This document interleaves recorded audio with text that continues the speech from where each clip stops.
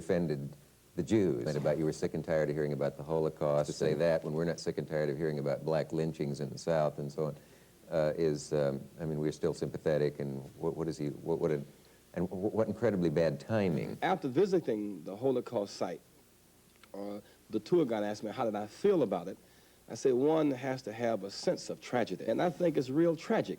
I said, and the phrase that many Jewish people use, never again, really should apply to everybody, because all of us should say never again to fascism, because this is the logical conclusion of fascism. So you say, well, you make it sound as if it's just a humanitarian crisis when it's in fact unique. I said, well, as a social scientist, I choose to use the word tragic. He said, but unique. I say tragic. I said, I read Trail of Tears. I know how the Indians were exterminated. 60 million blacks were lost between Africa and America. Other similar situations.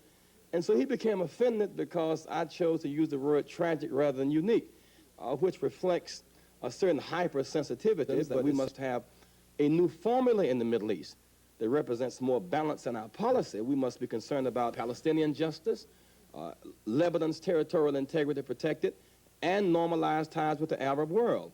That must not be considered offensive. When quotes like that come out about the Holocaust and so on, who would be out to discredit you so by getting that kind of misquote? Well, if it is, as you say, a misquote. Many Jewish people were insulted and outraged by virtue of the fact that we accepted Arafat's invitation to go to Lebanon.